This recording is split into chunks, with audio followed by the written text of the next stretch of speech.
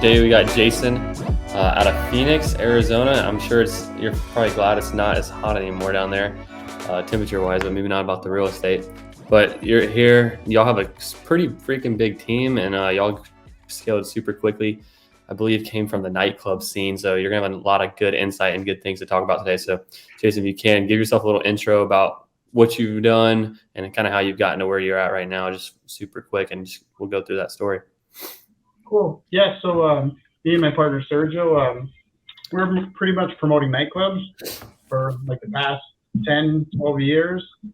From there, COVID happened, so shut everything down. And we thought it was going to be a 2 to 3 month shutdown. And when it turned into a 6-month thing, we had already flipped the house once, and we had saw that someone had made like a 30K assignment. We didn't know what it was really.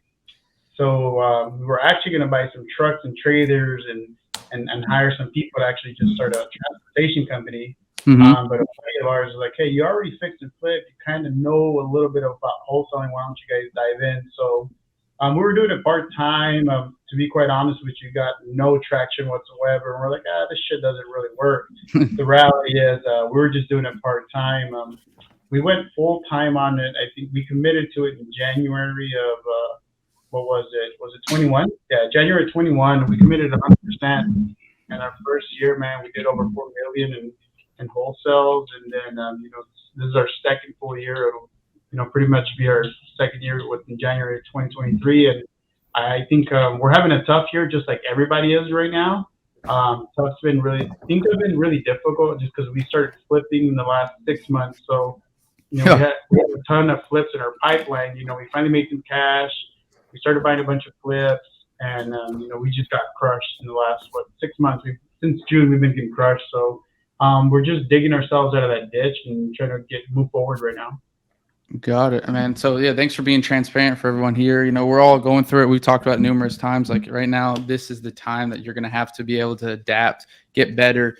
Obviously, especially flipping in Phoenix 6 months ago, because our buddies Colton, we share same friends. Colton Fast, and remember like in May and June, and they were like, holy crap, in June everything fell out. So I know you guys obviously going through it, but I think doing $4 million, that's what you said last year, is that correct? Yeah, man, we did $4 million. So what we ended up doing crazy, is crazy. Yeah. It was the first year. Yeah. So I know you guys can figure it out. That's what I was getting to on it. So tell us a little bit about that last year. So what was your guys' main hires? I mean, you came in there. I mean, obviously, like you said, we met up in Steve's program. I think, was it early 2021 or was it a little later 2020? What was it about? I think it was early 21. It was. Yeah. So early 21, you started in the business. You got in there. You started, freshly in there, invested in the mentor and Steve, and tell everyone here, because there's people that are gonna watch this and they're watching it like, hey, my first year, if I did 4 million, that would be a dream. But tell us a little bit how you started your team and building them up. Obviously, you came from a business type mindset, obviously doing those nightclubs, and you were going to do trailers, and then you had some other things going. Tell us what did you do that other investors didn't do, to get where you're at in that first year? I don't think we did much differently. I guess you would say that we knew where we were weak at. We fucking sucked at sales, right? We knew that. We knew that from the gate that we're horrible at sales. So we took a lot of sales training. So we had about 3 guys on our team, right? And they're like, oh, well, we're having a hard time getting deals or whatnot. And we saw our conversion rate suck. She was like, hey, we just got to get somebody to teach us, sales. So we got on with John Martinez originally. We went out to, he has a boot camp in Texas. Mm-hmm. We went out there with some of our team. We did that. We learned a lot of things. From there, we took Steve Train's, sales training. He really helped us out.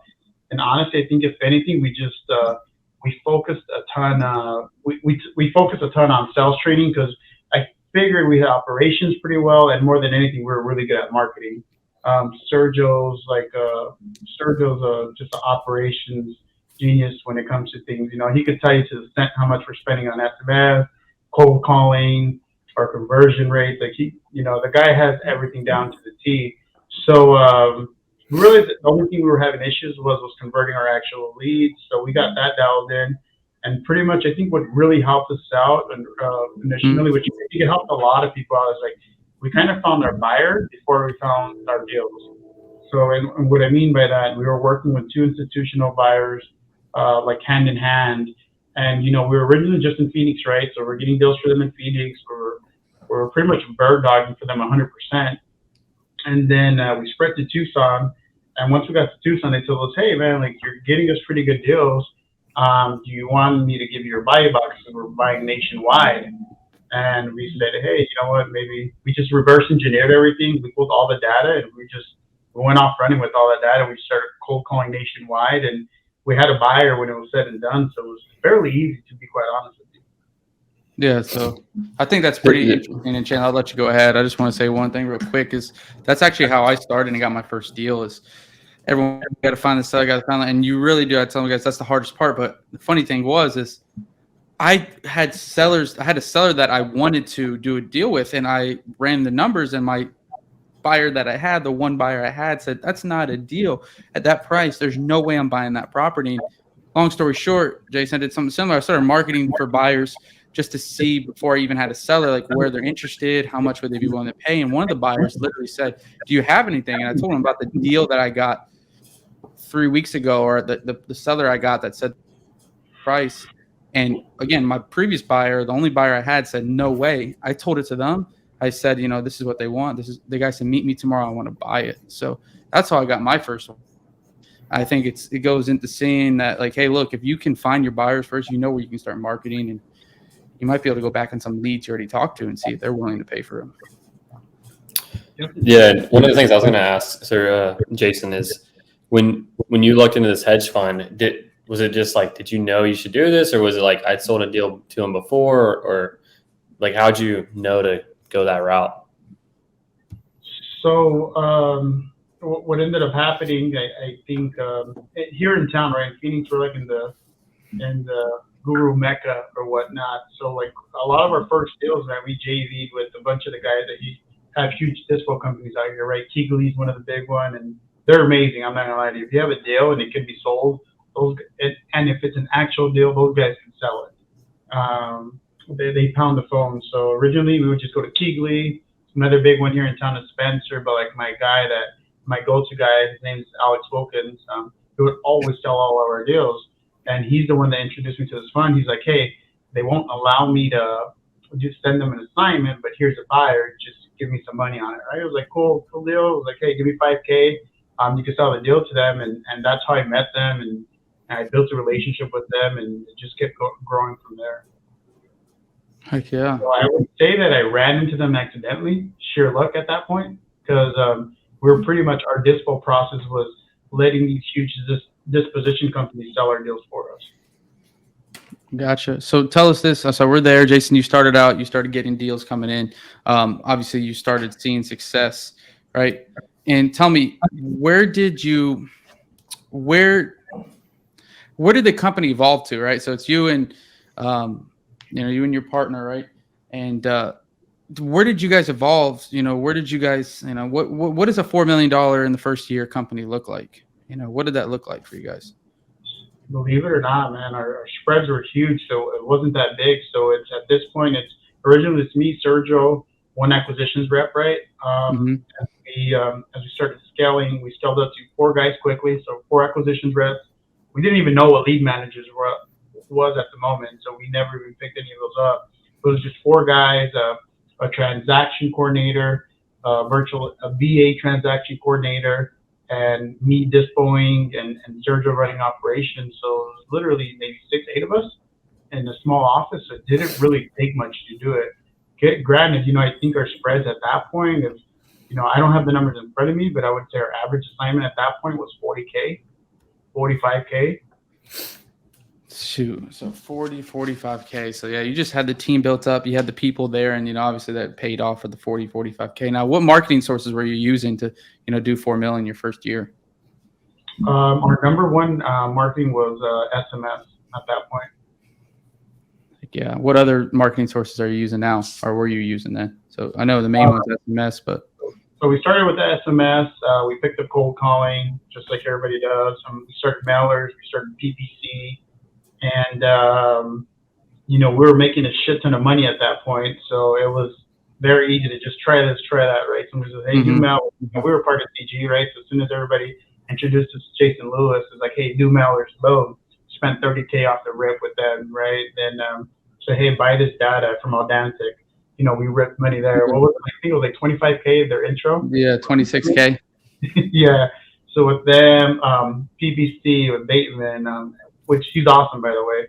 But you know, we were just started with the 25K a month campaign. So we were continually investing everything into marketing. And I think what we found out where we screwed up is that you need to start small and start one channel at a time, so that you could really, really get it done right. I think we went too big too fast. I think that was our issue.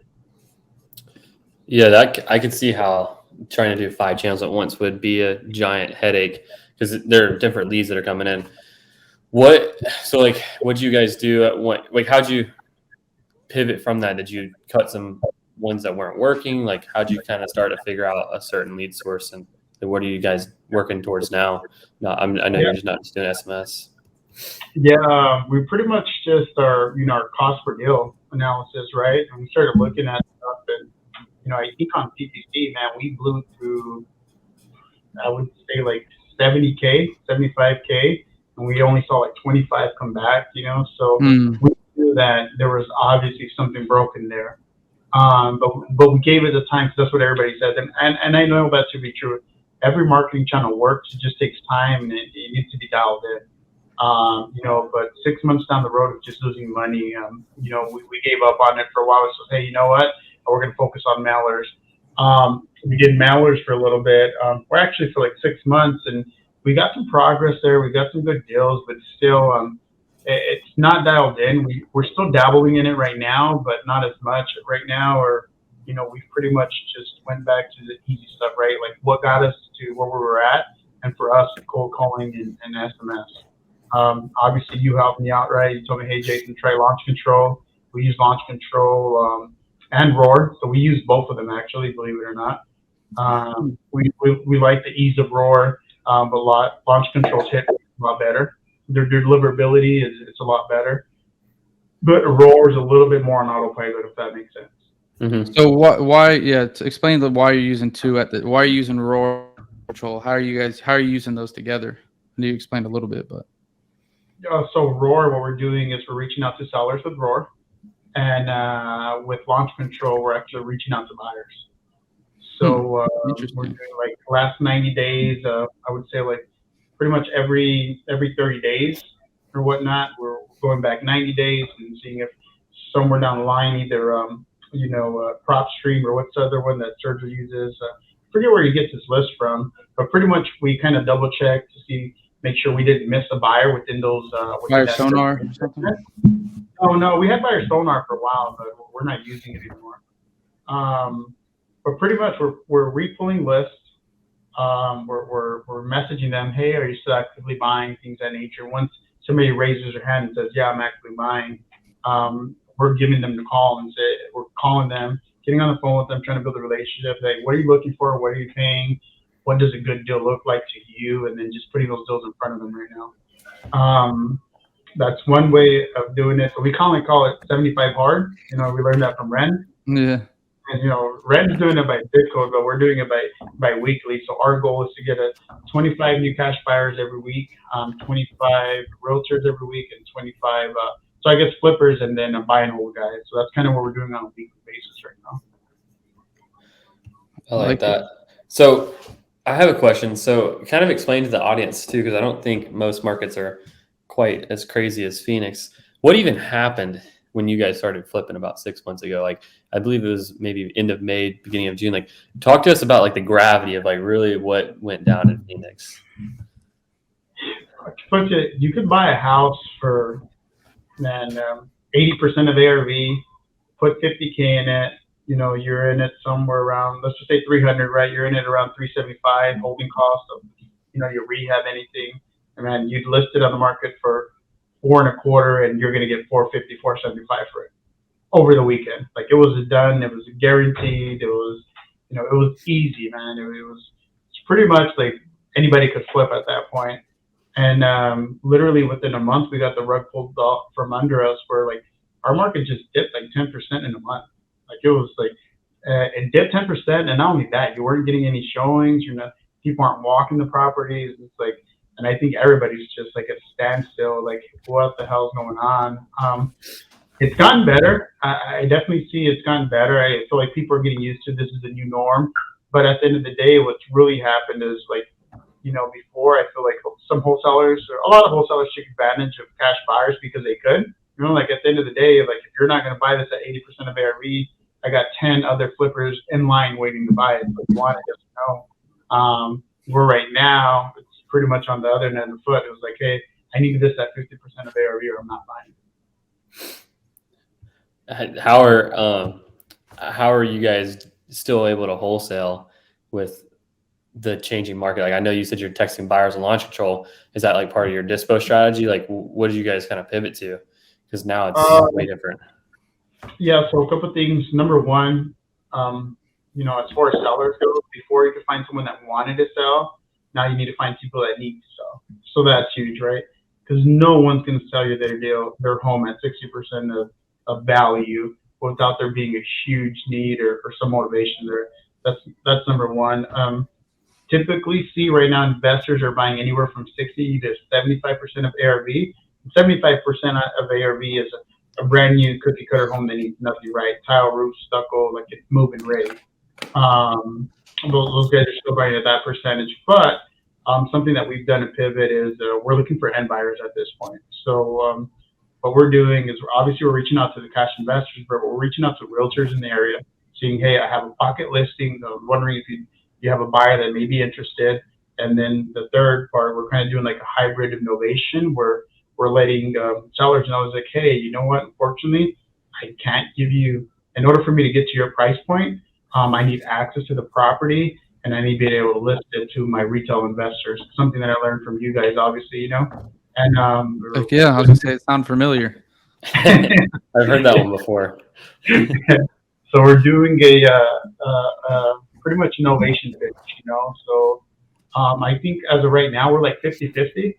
If people don't have the time and they need to sell quick, we'll definitely get the deal under 60% and try to wholesale it for 65 to 70%. If they have time and we have access to the property, it's kind of like in move-in ready condition. We're trying to do our best to innovate that deal. Yeah.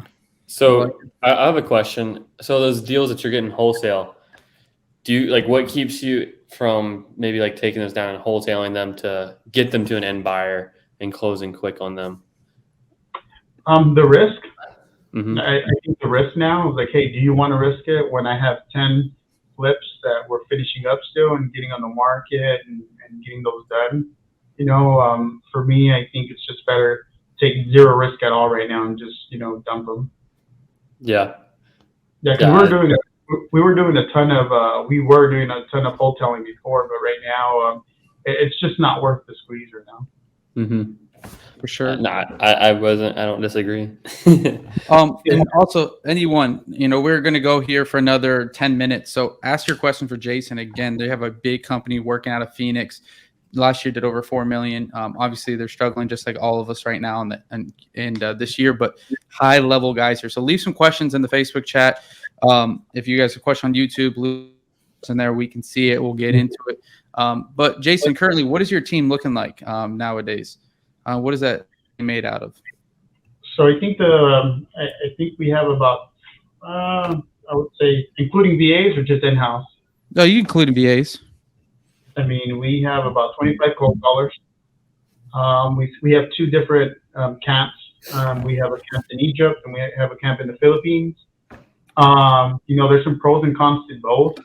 I feel like the Egyptians understand our culture a little bit better, but I feel like the Filipinos just like work really, really hard. Mm-hmm. And they're priced right around the same price point. We're paying anywhere between like $3.50 to $5 an hour, depending on experience, skill level, and things of that nature. So we have that. In-house, we have 5 acquisitions reps, I believe, right now, and 4 lead managers in-house. We have a transaction coordinator with an assistant. And then we have 2 dispositions manager, which I'm sitting on one seat, and so is Frank. Got it. Nice. You have another question, Gino? Yeah, I have one more question. So what markets? I know you're obviously doing a lot in Phoenix. Are you in any other markets, or is it just Phoenix right now? So right now we're doing Phoenix, Tucson, a little bit of Atlanta, not much. It's just pretty much like old data that we have in there that recycles from time to time. A lead will come in there, but for the most part, it's Tampa and Jacksonville, Phoenix and Tucson. So what's some, because I mean, right now, guys, we're going through, like we've all during this podcast and then and obviously now on some of my YouTube videos, a lot of things are happening. People, businesses, a lot of things are changing fast. So, I think I was looking at, just to be transparent, Jayson, with you, and it's, I've seen it for my 4 years of being in this business, virtually wholesaling, out of your, technically we virtual wholesale in Georgia, but I've always looked at, hey, like, how much, because our texting system's so far down, we feel we do a very good job at it.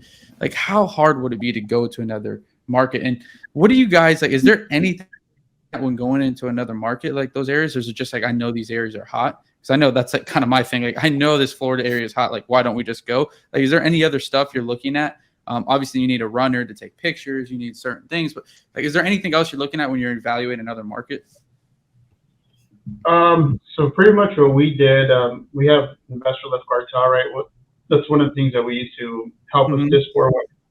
But we looked at, they have an area where they'll show you maps and where people are flipping the most and where there's mill deals going on. So we'll use that and kind of get our eyes in those cities or those counties, say, hey, there's a shit ton of flips going on in this area. It's like, we should probably focus on that area, things of that nature.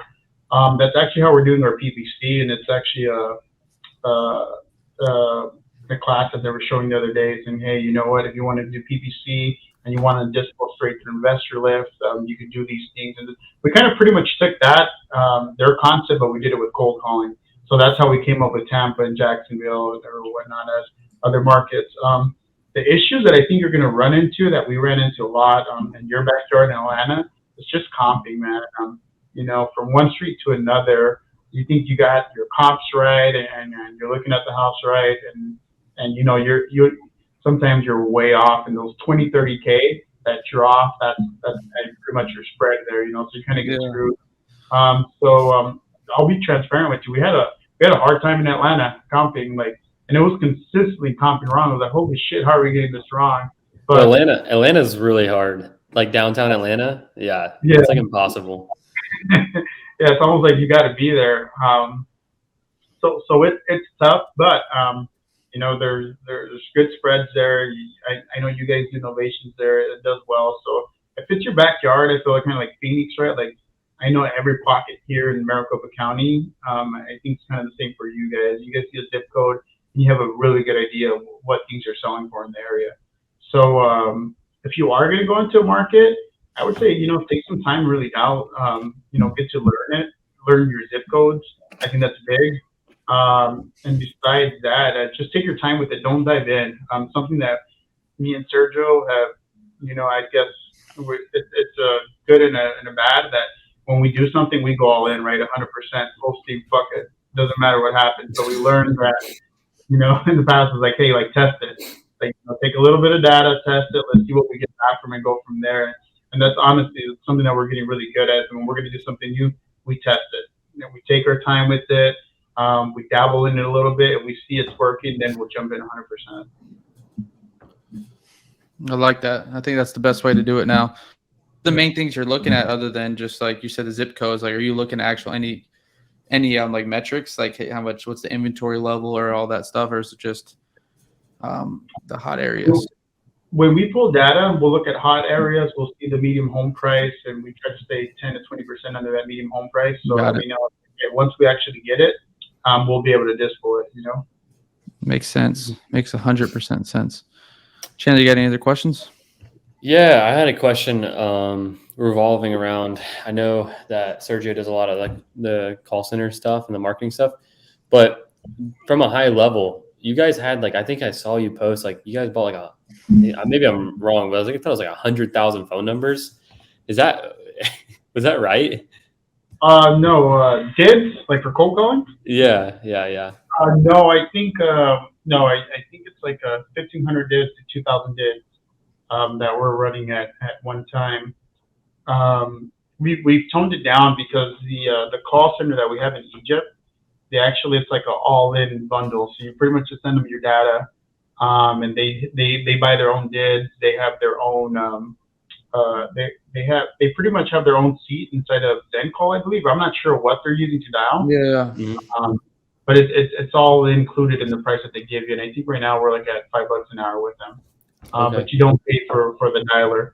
With Zen call, I think for the Filipinos, we still use our dialer, and I think we're at about a 500 dids there, I believe, at most. But yeah, you burn those things really quick, man. You burn through them quick, and you got to swap them out consistently. So it's one of those things where you got to stay on top of it. Yeah, for sure. So what are some of the pros and cons of having like a company do all the cold call versus like having it in-house? What I saw is that in-house we could control things a little bit better. We could train people a little bit better. I think you get better output when you do it in-house. The only problem is like, hey, you want to really manage 25 people all the time, full time. On top of that, you got to manage the dialer. You got to manage the leads that they get in, because giving feedback on the leads that they're sending in and things of that nature. And again, it works, but I mean, I think at our highest point we had about 40 cold callers, and it turned into a full-time job managing the dids, the dialer, and managing the people. It was really, really tough, and keeping them motivated. You know, they're humans. They have good days, they have bad days.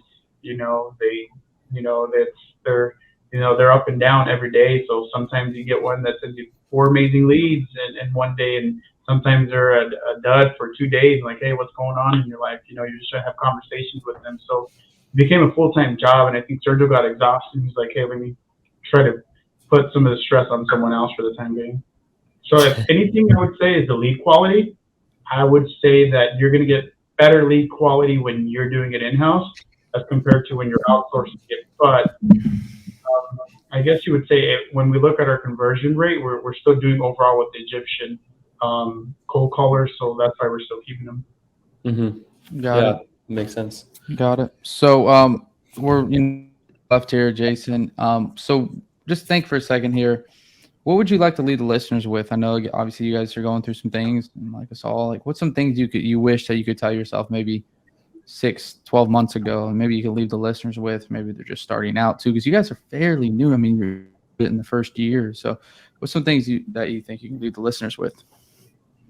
If anything, I would just say just dial in your processes, dial them in, know what how much you're spending to get a contract. That's a big one. That really opened our eyes when we were doing all the inbound marketing. We didn't realize how much money we were. It was actually costing us to get a deal, but because we were making so much money, right? We thought everything was fine.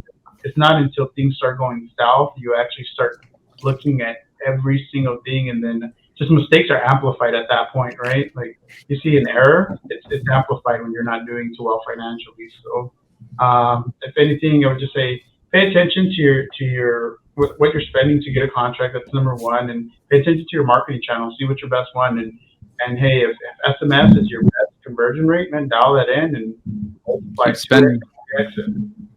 Yeah, I like it. And so, Jayson, as well, how can the people get a hold of you? If they have questions, they're watching recording, they're watching live, they want to know exactly how you do some things. Is there a way where they can get a hold of you? Yeah, just Instagram. You could hit me up, and I always look at my Instagram. So if somebody sends you a message, what's your handle? Jayson the Connect.